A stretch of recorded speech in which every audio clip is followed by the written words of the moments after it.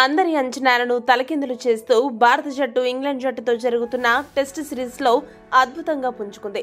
హైదరాబాద్ టెస్ట్లో ఓటమి పాలై 0-1 తేడాతో వెనుకబడిన భారత జట్టు విశాఖ టెస్ట్లో మాత్రం గెలిచి సిరీస్లో తిరిగి గాడిలో పడింది. మొదటి టెస్ట్లో అత్యంత దూకుడుగాడిన ఇంగ్లాండ్ జట్టును రెండో టెస్ట్లో భారత బౌలర్లు అద్భుతంగా కట్టడి చేశారు.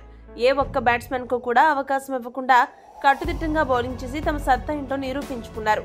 అయితే టీమిండియా మిగతా టెస్టుల కోసం ఒక లోపాన్ని అర్జెంటుగా సరిచేసుకోవాల్సి ఉందని భారత మాజీ ఫాస్ట్ బౌలర్ జహీర్ ఖాన్ విశ్లేషించారు.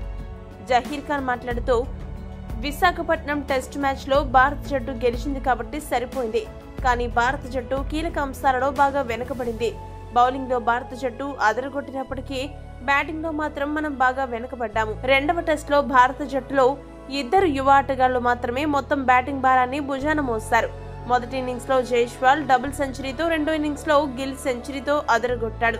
వీరు తప్ప మిగతా బ్యాట్స్మెన్ పెద్దగా రాణించలేదు. మిగిలిన 3 మ్యాచ్లలో భారత జట్టు మళ్లీ ఈ పొరపాటు చేస్తే మాత్రం దారుణ పరాజయాన్ని మూటకట్టుకోక తప్పదు. కేవలం జైస్వాల్, గిల్ బ్యాటింగ్ మీద ఆధారపడి భారత జట్టు విశాఖ టెస్ట్లో గెలిచింది. కానీ ప్రతిసారి ఇది సాధ్యపడదు. ఇంగ్లాండ్ జట్టు విషయానికి వస్తే ఆ జట్టులో ప్రతి బ్యాట్స్మెన్ నిలకడగా రాణిస్తున్నారు. మన దగ్గర ఆ పరిస్థితి కనపడడం లేదు. కాబట్టి మిగిలిన టీమిండియా బ్యాట్స్మెన్ కూడా తమ వంతుగా రాణించకపోతే భారత జట్టుకు ఇంగ్లాండ్ జట్టు షాక్ ఇవ్వడం ఖాయమని చెప్పుకొచ్చాడు. జహీర్ ఖాన్ వ్యాఖ్యలపై మీ అభిప్రాయాన్ని కామెంట్ చేయండి. మరిన్ని స్పోర్ట్స్ అప్డేట్స్ కోసం మా ఛానల్ సబ్స్క్రైబ్ చేసుకోండి.